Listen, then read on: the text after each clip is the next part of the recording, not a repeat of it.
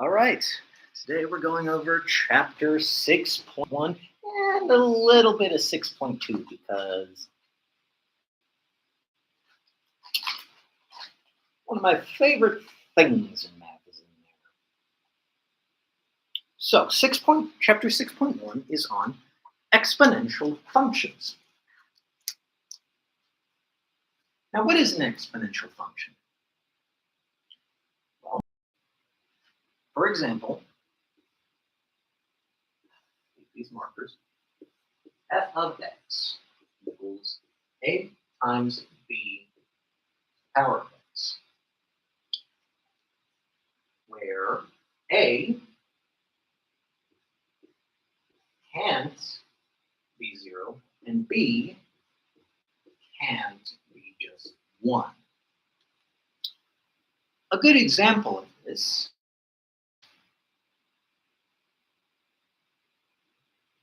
of what you're going to have as the end result if you were to graph an exponential function is quite simply just going by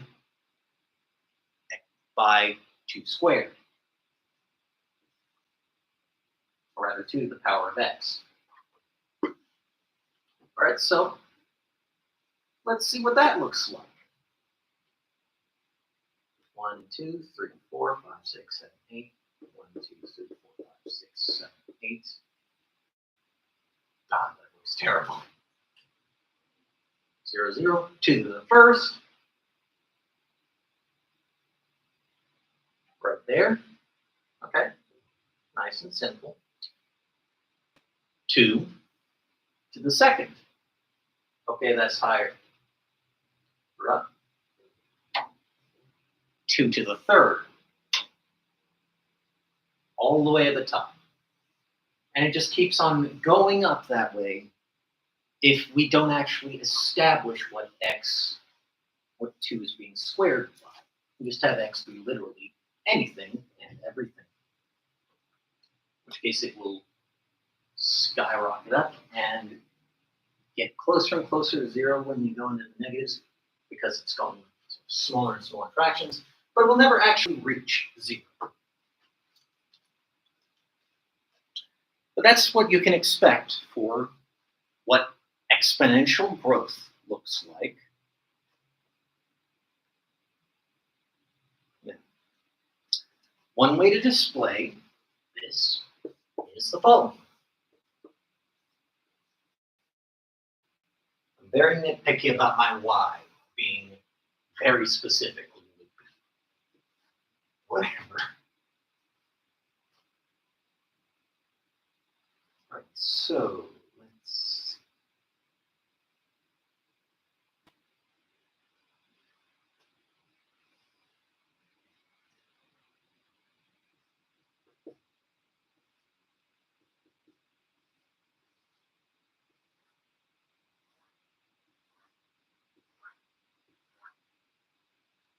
So, I hate this marker. So let's say y, since it can't be like less than 1, be equal to 1. Let's go for something, again, fairly small. 3 to the power of x. 1/3 in the case of negative 1. All you really need to do to remember your negative exponents is remember that it's whatever that same positive exponent would be, but you put it under 1 because you're dividing it essentially by itself. And what happens? Oh, you just the bottom keeps changing, but the top always remains 1 over, which I find handy. Okay, power of 0. 3 to the power of 0. 3 to the power of 1. 3 to the power of 2. 3 to the power of 3. And we get 1 because anything to the power of 0 is 1. Doesn't matter what it is. Even infinity to the power of 0 is 1. 3 to the power of 1, 3, of course. 3 to the power of 2, 9. 3 to the power of 3, 27. Now, what would this look like? Well, pretty much the same as what we showed for x squared, or rather 2 to the power of x. My bad, correction, 2 to the power of x. So I don't like how this looks. Let's make it nice and simple. A little bit there, a little bit there. Negative 1. 1, 2, 3, 4, 5, 6, 7, 8, 9. 1, 2, 3, 4, 5, 6, 7, 8, 9. 1, 2. So, 3 to the power of negative 1. A little bit under a half, so it'll be right there. Power of 0, right there. Power of 1, right there. Power of 2, 1, 2, 3, 4, 5, 6, 7, 8, 9. All the way up here. And it just continues on up. A very nice, terribly drawn line of growth. So, that's what exponential growth looks like. But what about if it's a constant decay? What if instead of continuing to grow, instead it continues to get smaller? Well, we can do that too. So let's say y, x, we're going to do the same thing. Negative 1, 0, 1, 2, 3. 2. But this time we're going to make it something that multiplied by itself would result in a smaller number. So 1/2, because it's nice and simple. 1/2 to the power of negative 1. Always remember to put the parentheses. Otherwise, that's not 1/2 to the power of negative 1. That's 1 minus 1 over 2, which is 0. 1/2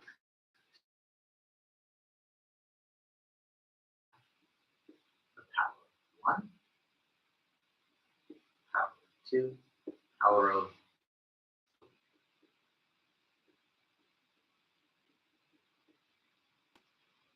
what's the end result going to be?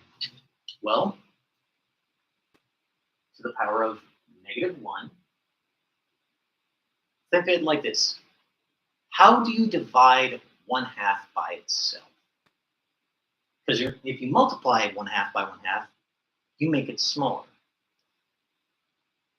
So, if instead you're doing inverse, what's the end result going to be? Well, instead of having the 1 up there where it already is, you get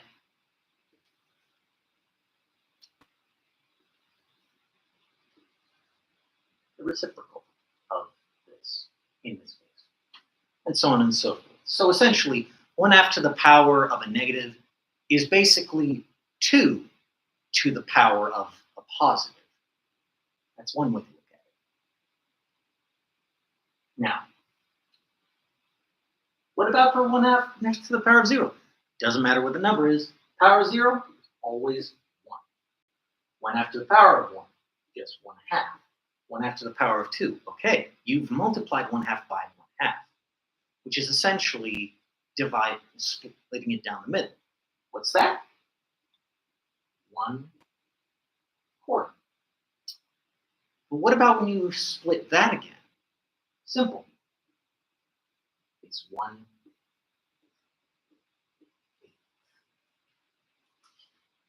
So instead, what we see, I did it again. There we go. Much nicer. 1, 2, 3, 4. 1, 2, 3, 4, 5. 1, 2, 3, 4, 5. All right, so let's put down the negatives first. That would be 2. So the power of -1 we get right here. Power of 1. Power of 0. 1.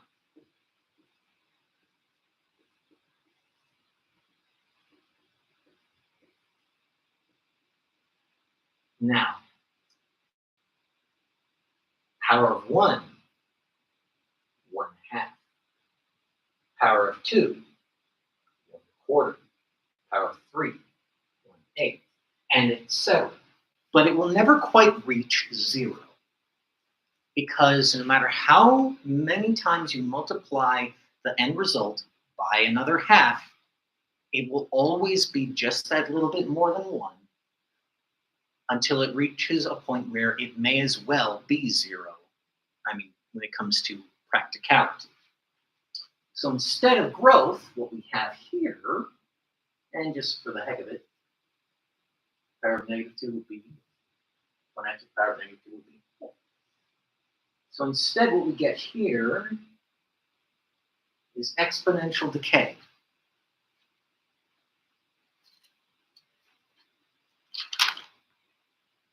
Now,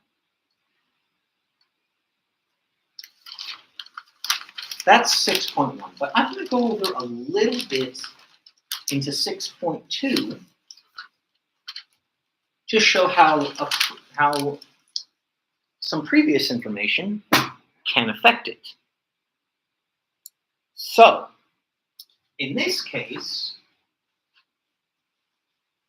let's say that this is basically going to be the same thing.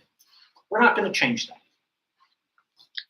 However, instead, we're going to have whatever it's multiplied by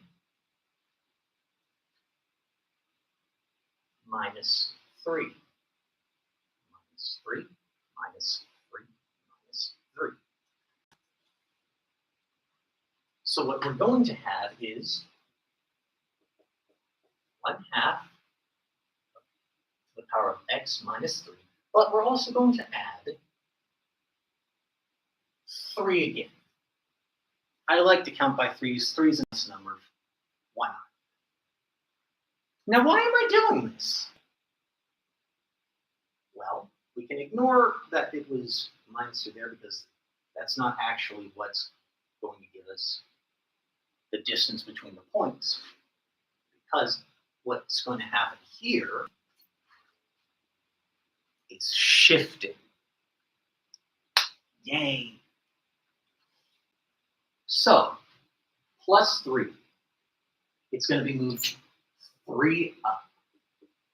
Minus 3 is going to be moved 3 to the right. So what we end up with, well, essentially the same, and just for the sake of brevity, just going to reuse the line which is still marked in the blue to show where it would have originally been, which we already did go over. However,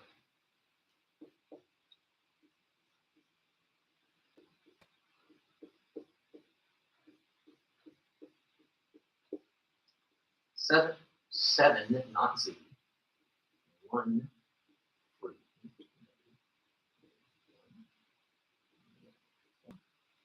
and 6. All right. In this case, how does shifting affect it? Well, as we've already gone over in the class, moves it up, whatever changes the x, moves it that way. And since x is the exponent, it's still the same, how it affects the graph. Now, we're not going to do, 1/2 x minus 3. Okay, so what are we going to get for that? Oh, this is the number. No, we're looking at points specifically. So it's different. Why? It's math. So let's move this up by, this is terrible. I'm terrible. Okay, so let's move it up by 3, and we're going to have it be where it's x is 0. So 1, 2, 3. But we need to move it to the right. So instead, that is where 1/2 to the power of 0 would be. And while we're charting it, essentially what we need to keep in mind is that although we already know the distance between the points, what the points are, we need to remember that in relation to each other, it's always going to be what this is, but up here. Because where to the power of 0 would be is, this is rather 0, 0, where that would be is right here at,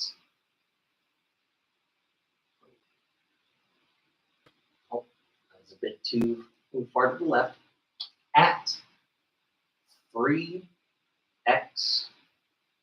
and 4. So let's put the rest of the points down for a second. Well, already got the 1. What do we do? 1/2 right there. At 2 and 1/2, or 2.5, rather, correction, at 4, 2.5.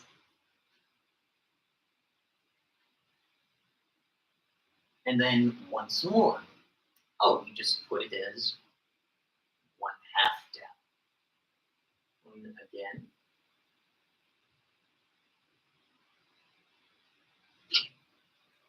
It's not going to be ever reaching the 2 because it's already decaying. So what we're going to end up with